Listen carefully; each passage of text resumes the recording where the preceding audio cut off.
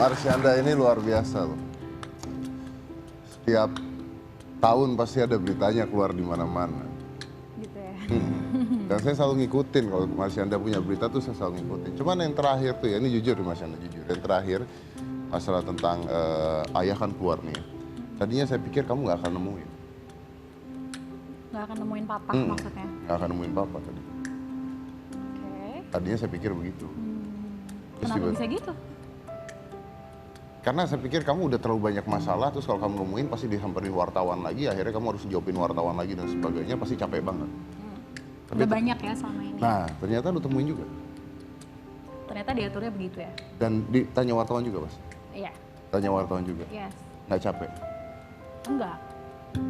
Masalah capek sih yang penting cukup tidur aja. Yang penting cukup tidur aja. Sama manage energi.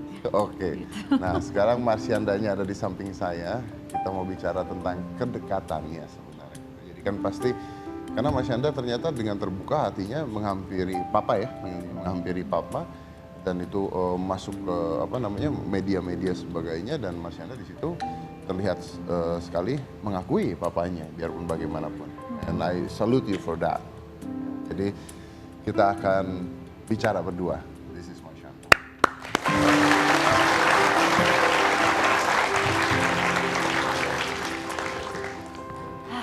Oke. Marsyanda. Tapi sebelumnya mungkin buat orang yang nggak tahu dan termasuk saya sih, I don't really know basically. Sebenarnya saya mau tahu dulu dari awalnya, memang udah lost contact lama sama papa? Jadi kronologisnya tuh gini, begitu mama papa pisah waktu aku umur 7 tahun, itu masih sering sih papa ke rumah, sampai lama-lama papa udah mulai jarang, terus ngilang aja gitu. Itu lost contact. Pada usia 7 tahun? Ya 7-8 tahun lah. Nah itu aku lost contact sampai umur 15. Umur 15 aku dapat nomornya papa setelah aku cari-cari. Dan orang deket aku adalah yang tahu aku nyariin papa banget, terus dia nemuin nomor itu, dikasih ke aku telepon. Terus aku juga sempat beberapa kali nyamperin ke tempat tinggal papa pada saat itu. Nah itu umur 15 tuh, nggak lama lose kontak lagi sampai umur 19 lah ya. Sampai umur 19 tahun? Yes. Artinya Marsyanda pada saat itu memang mencari papa? Iya. Selama masa remaja aku sih selalu sih. Selalu mencari Basically papa? selalu. Basically selalu mencari papa? Iya. Dan dapat dari keluarga atau dari teman-teman gitu nomor Iya. kontaknya? And then hilang kontak lagi? Iya. Hilang kontak lagi, dapat lagi? Nah, setiap kali, kalau dulu pada saat ketemu terus apa yang Marsyanda lakukan apa? Iya, nanya kabarnya papa, ngobrol, kayak rasanya tuh setiap kali udah dapet nomornya nih, mau ketemu nih, kayak tadinya aku berpikir bakal banyak banget yang aku ceritain, bakal aku apa ya, catch up gitu dengan papa gitu. Caca ada ini segala macam. Cuman ternyata begitu ketemu nggak banyak ngobrol ya, nggak banyak ngobrol. Paling papa cerita keadaannya seperti apa, tinggalnya di mana, terus aktivitasnya sehari-hari apa. Terus itu sih Bang. Kamu ceritanya apa? Aku bilang aja Caca kangen, aku selalu ngomong gitu. Aku selalu ngomong gitu, cuman entah kenapa setiap kali aku bilang gitu kan ketemu nih, pasti kan halo Pak, Assalamualaikum, kita salim, peluk. Terus aku bilang nih Caca kangen. Gak tau kenapa ngelihat reaksi papa setiap kali aku kayak gitu tuh kayak bikin aku tenang, nggak perlu kayak meyakinkan papa kalau ini dan menceritakan segala macem. Kayak dia tuh pengen kayak udah nggak apa-apa, santai aja. Jadi setiap momen kita ketemu ini kita jadi quality time, nggak usah ada rasa terburu-buru, nggak usah menjelaskan ini santai aja, just enjoy the now. Kayak pembawaan papa auranya gitu deh, aura ininya gitu ya. Nah, terakhir kali ketemu kapan? Sebelum kemarin? Sebelum yang ini, pas kapan ya? Kayaknya waktu Siena masih 1 tahunan. Masih 1 tahunan? Iya, berarti 2014. Itu ketemu di mana? Rumah. Di rumah Caca? Iya. Oh berarti papa ke rumah Caca? Iya. Waktu itu aku dapat SMS, papa kan suka ganti-ganti nomor gitu. Terus gitu aku dapat SMS itu papa, terus aku ajak, ayo papa main ke rumah gitu. Terus ketemu sama Siena, ngobrol-ngobrol. Gitu. Nah, setiap kali ketemu papa tuh rasanya apa? Ya seneng aja sih, seneng aja. Tapi at the same time nggak bisa terlalu banyak yang aku ekspresikan ya. Kan kalau aku ngeliat dari, maksudnya kalau dari tulisan-tulisan aku untuk papa misalnya, puisi atau segala macam gitu, banyak banget yang aku curahkan di situ. Tapi ketika ketemu, aku ngelihat papa udah di dunia yang berbeda. Dan aku nggak membenci papa karena itu. Aku nggak marah karena ke dia karena itu gitu. Jadi ya udah aku terima aja. I don't really get it. Nggak ngerti ya? Maksudnya di dunia yang berbeda. Maksudnya tuh gini loh. Gimana yang ngomongnya? Aku ngomong ini nggak menyatakan bahwa papa tuh buruk ya. Memang ada beberapa laki-laki yang sebagai figur ayah tuh dia nol bisa dibilang. Dan papaku termasuk yang seperti itu. Namun hal itu tetap, again aku tekankan bahwa aku tetap menghormati papa dan mencintai papa apa adanya ya. Walaupun kenyataannya sebagai figur ayah dia nggak wow gitu. Jadi intinya bukan figur ayah yang sempurna lah ya. iya, jauh dari sempurna. Cuman maksudnya gini, jadi setiap kali ketemu tuh kayak ada rasa papa nggak tahu apa-apa tentang Caca juga nggak apa-apa. Kayak papa udah punya hidupnya sendiri. Tapi Jadi ngerti kamu, nggak sih? Nggak ada kayak naluri. tapi kamu nggak pingin gitu, maksudnya nggak pingin cerita semuanya gitu. I mean, Nggak. kan tetap walaupun sebagai figur ayah is not actually good, tapi kan Iya. tetap Caca kan kepingin punya ayah yang ingin Caca kasih tahu everything about you, right? Itu kan. Nggak gimana ya, jadi begitu ketemu papahnya kan kita kalau ngobrol kan ngerasain pembawaan orang Yes, yang iya, satunya iya, kan. iya. Nah, kalau dari dia nggak ada reciprocal, Iya, reciprocal, betul. ya itulah. Nggak ada timbal balik Tektoknya antara itu nggak tektoknya kedua dapet ya, orang kita itu ya ya. udah kita ngikutin flow-nya dia gitu. Jadi kalau misalnya dari papa ya udah biasa aja, nggak tanya juga, nggak ini, ya that's papa gitu loh. Dan mungkin itu salah satu kekurangannya papa aja. Dan arti papa buat Caca dengan semua itu apa? Dengan semua kekurangan tersebut ya. Arti papa buat aku, ya tetap papaku. Tetap papa kamu. Sepenuhnya, 100% dia tetap papaku. Ca, in your life ya, itu kan banyak peristiwa-peristiwa yang sebenarnya butuh orang buat dicurhatin, bener nggak? Ya, Butuh orang untuk diajak bicara, butuh orang untuk diajak ngomong. Kalau ada sosok ayah yang bisa diajak ngomong, kayaknya is gonna be great gitu kan. Nah, pada saat itu kan Caca akhirnya tidak bisa bicara, nggak bisa curhat ke papa kan pada saat itu. oh ya, Dan siapa gantinya siapa Pak? Ada nggak sosok penggantinya? banyak. Aku pernah nulis satu puisi yang menggambarkan jawaban dari pertanyaan itu ya. Jadi tulisan puisiku adalah, dalam hidup selalu ada malaikat yang dikirimkan sama Tuhan dari waktu ke waktu, yang benar-benar sungguh-sungguh ada di sana untuk mencintai aku dan menyayangi aku. Dan malaikat itu real. Dan kadang-kadang malaikatnya ada yang stay cukup lama, kadang-kadang ada yang karena keadaan sekitar atau karena kebutuhan dia dalam hidupnya sendiri, dia harus pergi dari kehidupan aku. Dan banyak sekali orang-orang itu, mulai dari sahabatku, sahabat-sahabat kecilku ya, ada namanya Raisya, ada yang sering aku ceritain soal papa tuh dulu, Nana, Dila, anak, banyak sahabat-sahabat aku.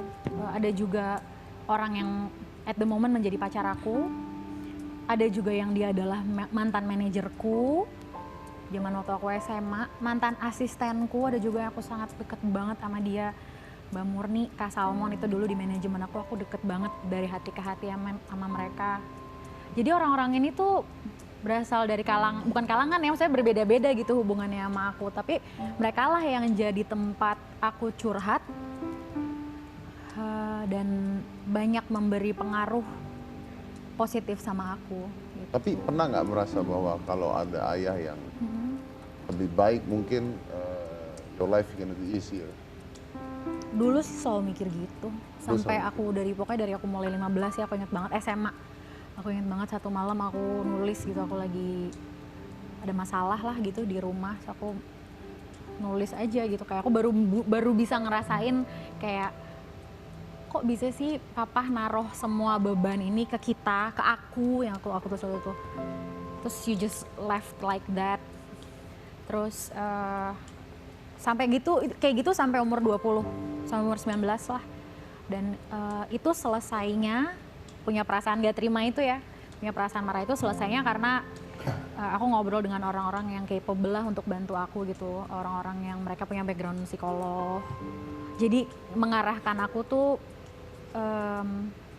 secara netral gitu loh untuk memandang masalahku, nggak membuat aku ngelihat masalahku dari perspektif yang lebih luas. Kayak misalnya mereka ngajarin aku untuk menjadi helikopter view. Kalau misalnya aku masih dalam permasalahanku sendiri dan aku masih stres dengan itu ibaratnya kayak aku lagi di daratan nih kan. Jadi melihatnya secara kayak horizontal gitu ya, tidak dari atas vertikal. kan kita ngeliat, oh di sebelahnya Caca berdiri tuh ada gedung tinggi ini, jadi jangan lewat situ. Contohnya kayak gitulah.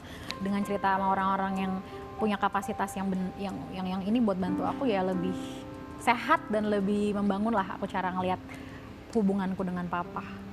Artinya Caca lebih dekat dengan ibu jauh dibandingkan dengan bapak. Oh iya, pasti itu ya. bener. Apalagi mama kan nggak hanya dekat secara hubungan ibu sama anak doang, cuman dari aku kerja waktu kecil kan mama yang manajerin, mama selalu nemenin kemanapun. Jadi mama tahu banget aku.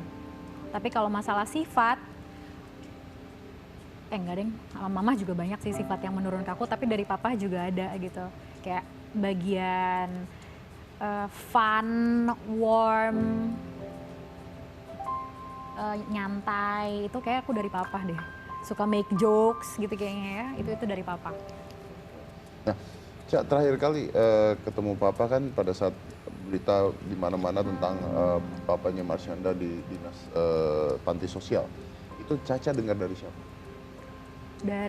Ada dalam satu malam yang sama, dalam 1 jam yang sama, itu ada 4 orang ngirim link berita.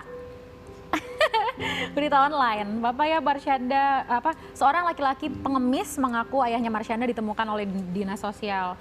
Sudah aku baca, aku nggak ada ragu sedikit pun, aku tahu itu pasti emang papa beneran. Nggak heran gitu, terus aku mikir oh yaudah kita samperin lah sekarang. Malam itu juga aku minta Egi jemput aku, temenin ke dinas sosial itu karena udah agak malam jam 10-an kan. Terus udah aku ke daerah Cipayung untuk nemuin papa, bicara sama dinas sosial. Tadi pengen langsung bawa papa pulang, tapi udah malam kan, petugasnya udah pulang, jadi aku mesti besok yang jam 10 paginya baru datang lagi. Akhirnya besoknya jam 10 pagi datang lagi? Yes, besok datang, terus akhirnya bisa ketemu sama papa deh. Apa yang diobrolin? Pas ketemu, papa kelihatan beda banget ya. Beda banget dari yang terakhir yang waktu aku sama Sienna itu. Lebih gemuk, terus kulitnya lebih hitam, terus udah agak bersih sih waktu itu. Papa udah ganti baju koko gitu. Terus aku nanya, papa sehat kan? Aku bilang, kenapa kemarin emang ngemis beneran? Aku nanya, emang ngemis beneran? Terus papa bilang, enggak, papa cuma lagi minta tolong aja di rumah papa yang di itu, ada Jakarta Selatan, aku pernah ke sana. Papa masih tinggal di situ, aku bilang. Kata papa, iya, papa cuma lagi ngobrol sama tetangga, minta tolong, ada orang dinas sosial. Dan emang penampilan papa tuh kotor, jadi dipikirnya pengemis. Tangkap lah pada saat itu. Gitu. Nah itu pada saat itu kan Caca bilang malamnya pinginnya papa dibawa pulang nih. Nah pada saat ketemu paginya papa sempat dibawa pulang? Nah nggak jadi tuh. Pas pagi-pagi aku kesana kan aku udah kontak-kontakan sama mama, sama tante Lucy, tante Cynthia, kakak adiknya papa yang ngurusin papa selama ini ya. Nah itu aku teleponan sama mereka, katanya tante aku, nanti tante aja yang jemput. Caca kesana dulu, ketemu sama papa, ngobrol sepuasnya. Cuman tante Lucy udah rencana nih, udah bikin janji sama dokter apa segala macam, ngecek matanya papa, jadi mesti tante Lucy yang bawa, dia bilang. Dan akhirnya gimana? Akhirnya aku datang, ngobrol, ketemu, terus aku pulang, terus tante Lucy jemput papa siangan, apa sore ya kalau nggak salah ya. Ya, ini pertanyaan ya, mungkin banyak orang bertanya gitu. Saya juga pengen tahu sih, saya mungkin tahu jawabannya, tapi saya tetap harus bertanya. Iya. Caca pernah nggak punya keinginan untuk ajak papa tinggal bareng sama Caca? Or is that impossible? Udah pengen dari dulu, dari SMA udah pengen. Jadi, cuman aku tahu dari dulu kan aku punya keluarga yang protek aku banget, karena sayang banget sama aku pasti ya. Dan aku waktu itu masih kayak 15 tahun, aku masih SMA. Yalah SMA juga berkelas 1, terus udah gitu syuting, stripping lagi berapa judul gitu kan. Nah aku tuh, tapi selalu dalam hati aku yang paling dalam, aku tahu aku bisa take care of papa. Karena setiap kali papa saat bersama aku, dia beda ketika dia sedang lagi sama orang lain. kayak ada satu hal yang aku bisa pahamin aja. Yang papa tuh tahu kalau dia sama aku tuh ya anak ngertinya. Jadi dia lebih tenang. Aku bisa ngerasain itu dari dulu. Jadi aku selalu pengen, dan aku pernah bilang sih sama keluarga aku gitu ya dulu ya pas SMA itu, Caca pengen sebenarnya take care of papa, ngasih dia tempat tinggal. Cuman aku tahu begitu aku sekali ngomong udah pasti akan no. Jadi kayak aku sempet kayak diem-diem gitu.